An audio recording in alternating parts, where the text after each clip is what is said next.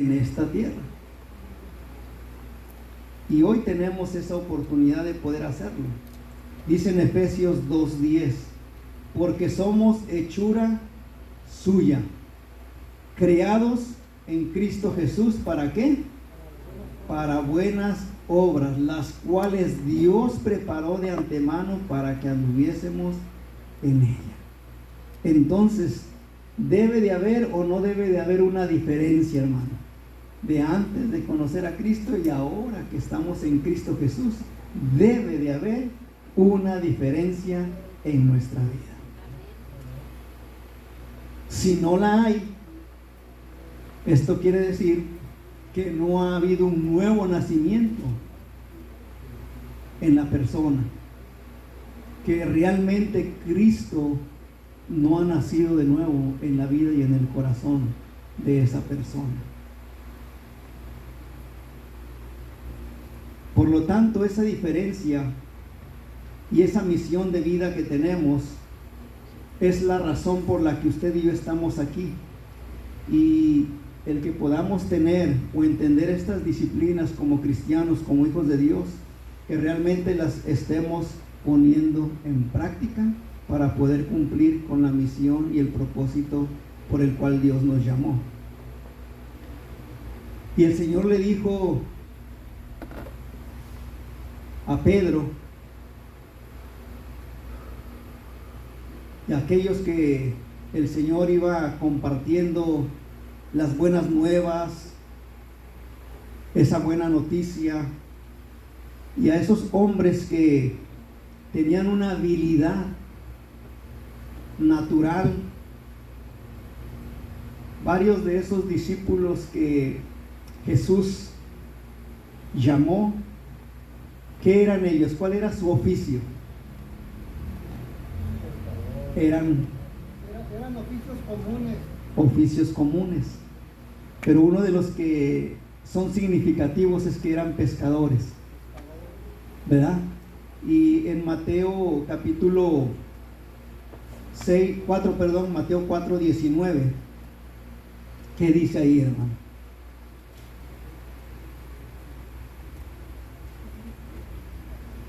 Mateo 4, versículo 19. Y les dijo: venid en pos de mí, y os haré pescadores de hombres. ¿Qué le está diciendo ahí el Señor? Pues está llamando, ¿verdad? Venid en pos de Jaime. Venid en pos de quién? De mí, de Jesús.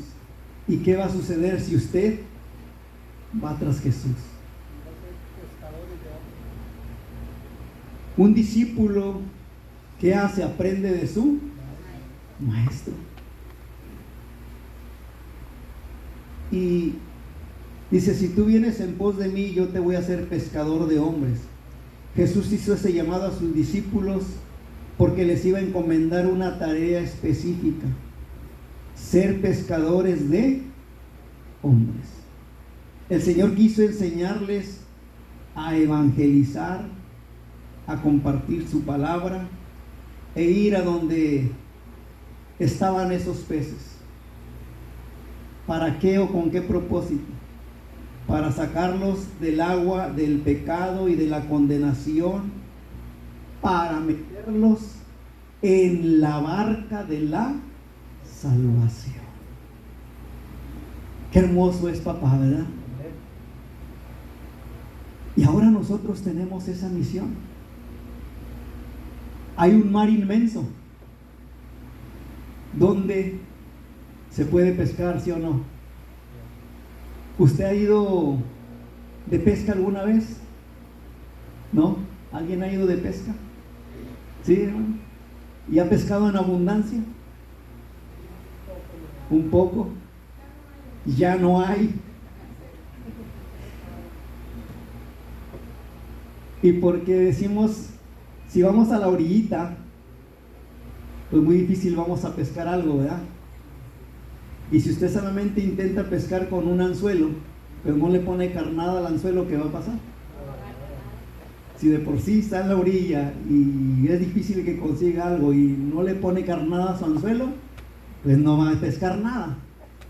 Pero si sube a una barca y en vez de llevar un anzuelo, lleva una red, una atarraya, hay más probabilidades de que pesque algo, ¿sí o no?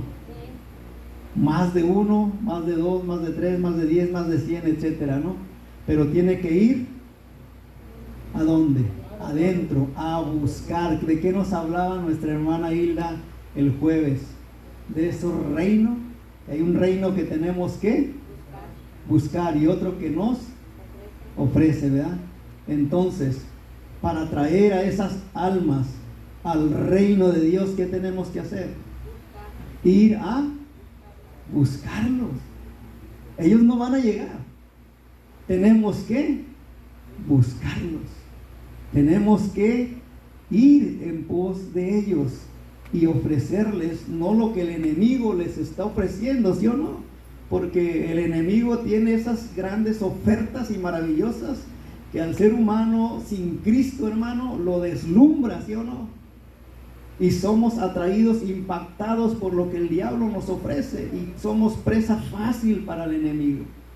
Por eso es importante que nosotros ahora, que entendemos la obra extraordinaria y maravillosa que el Señor Jesucristo hizo y está haciendo en nuestra vida, poder ser partícipes y compartir su palabra e ir en busca de esas almas que se están perdiendo en el pecado y están siendo condenados a una vida sin Cristo.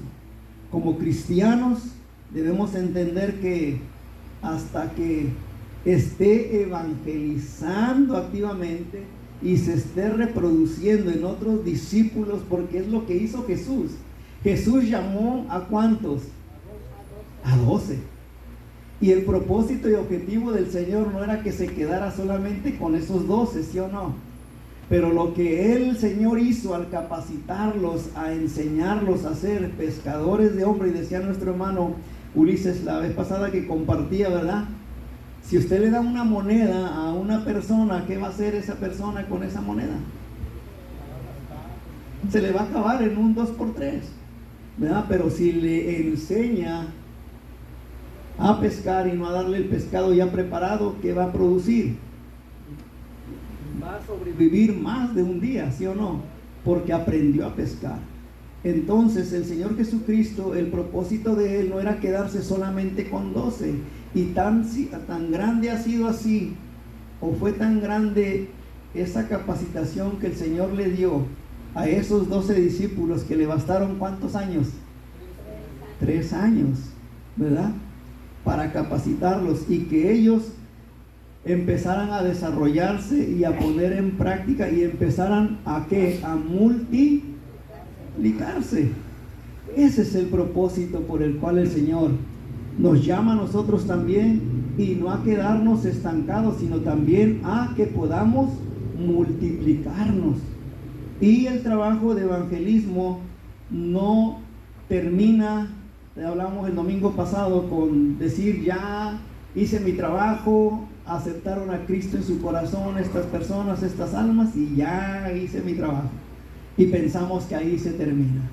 Cuando viene un trabajo más amplio de seguimiento con esas almas que han aceptado a Cristo, para poder